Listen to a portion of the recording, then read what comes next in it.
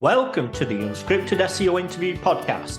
Yes, it's 100% unscripted, 100% unrehearsed, 100% unedited, and 100% real.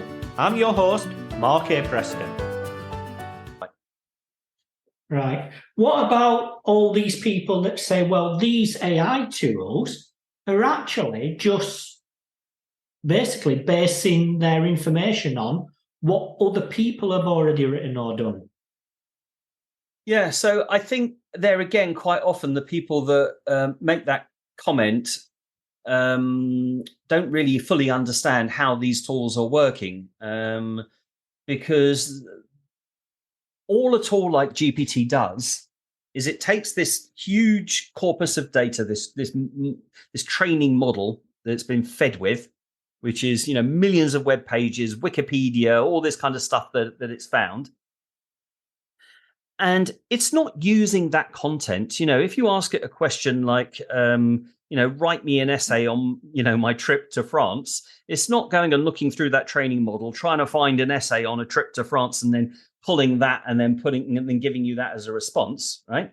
It's using the training data to understand what all these concepts are. What does France mean? What does Paris mean? What does a trip mean? What does a baguette represent, all the kind of things. So it's looking at all the things that have been written about people traveling to France and understanding all these concepts and then creating something new and original from that model. And what it's creating is not even necessarily designed to be accurate. That's not its job. It's designed to be probabilistic. That's its job. It's designed to give you the most probable answer. In fact, I did a little demo of this where I don't know if you're familiar with a concept called embeddings, where you can basically upload some data into GPT and supplement its training model with your own data. And so I did a little example of this and posted it out on Twitter a few months back, where I had a Google sheet and it had a list of 25 different types of animals on it: lion, bear, snake, all this kind of different thing. And then in a cell in the Google sheet, you could type in a phrase. So the first example I gave was howls at the moon. And I had created it so that it could only choose from the list of animals that was in the Google sheet. It could only give an answer from that. Had to give an answer, but only from that list. So I put howls at the moon. It came back with wolf. So what's happening here? It looks at all its training data, looks at which of these animals on the list is most commonly associated with howling at the moon, and comes back with an answer of wolf. Okay, makes perfect sense. I then put in can speak English. Now, obviously, none of those animals can speak English, right? But it still has to choose something off that list. And it came back with turtle. Can you think why it came back with turtle? No. Because when it looked at all its training data, I mean, this is my assumption, when it looked at all its training data, it discovered the teenage mutant turtles and saw that of all the animals on this list, the one that was commonly associated with speaking English was a turtle, And it was just, I felt it would be a good demonstration to help people get their head around what GPT is actually doing.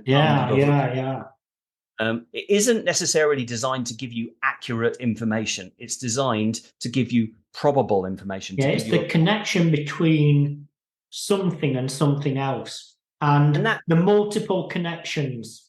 And that's all it's doing. So when you put something into GPT, either the training data or your prompt, what it's doing is it's converting all of those words into numbers. And then I won't get too technical, but it's looking for something called the cosine similarity. So it's looking for the relationship between all these tokens in order to produce a response. And that's what it's actually working. Now, there are ways of getting GPT to behave a lot more accurately than it did GPT-4 comes up with much better responses than the previous model.